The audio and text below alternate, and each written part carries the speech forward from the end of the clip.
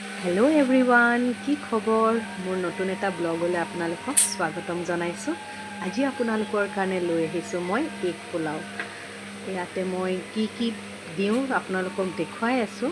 ইয়াতে মই আলু কাটি ৰাখিছোঁ, পিঁয়াজ 3টা কাটি ৰাখিছোঁ, বিট, গাজৰ আৰু এটা কণী ৰাখি দিছোঁ আৰু ইয়াতে ভাত ৰাখি দিছোঁ। দেখিছেনে? আৰু কেৰাহীটো মই আগতীয়াকৈ গৰম হ'বলৈ দিছিলোঁ। এতিয়া মই ইয়াতে তেল দি দিম। এয়া মই সৰিয়হৰ তেল দি দিছোঁ। তেলখিনি গৰম হ'বলৈ ধৰিছে। যদি ৰেচিপিটো খাই পোৱা নাই, নিশ্চয় এদিন খাই চাব। খুবেই চিম্পল এটা ৰেচিপি বনাইছোঁ। এয়া মই পিঁয়াজ, জলকীয়া একেলগে দি দিম আৰু ভালদৰে ৰঙচুৱাকৈ এইখিনি ভাজি লওঁ। গোটেইখিনি মই অলপ ৰঙচুৱাকৈ ভালদৰে ভাজি লওঁ। গোটেইখিনি মই ভাজি লৈ আছোঁ।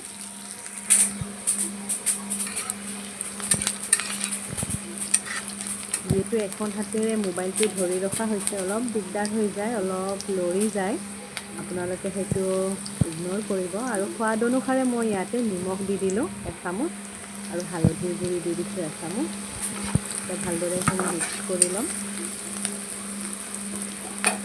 এতিয়া কাটি ৰখা ভেজিটেবলখিনি মই ইয়াতে দি দিম। গাজৰ, আলু, বিট গোটেইখিনি একেলগে দি ভালদৰে এইখিনি ভাজি ল'ম। যাতে এইখিনি ভালদৰে নিমখ হালধি সোমাই পৰে।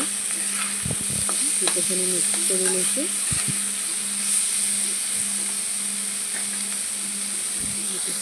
কৰা হৈ গৈছে আৰু মই এইখিনি 5 মিনিটৰ কাৰণে ঢাকন দি ৰাখিছিলোঁ।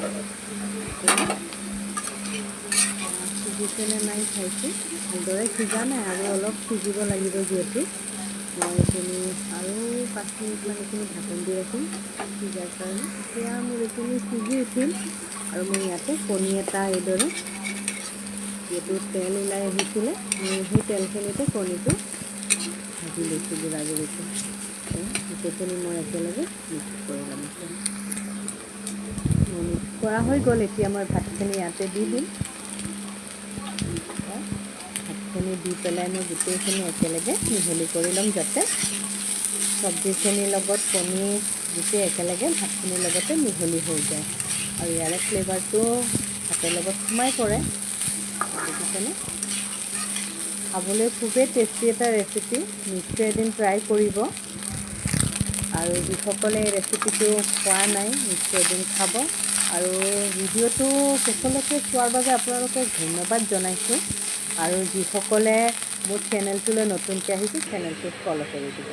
এয়া মোৰ ৰেচিপিটো সম্পূৰ্ণ ৰেডি হৈ গ'ল আৰু কালাৰটো খুবেই সুন্দৰ আহিছে, দেখিছে।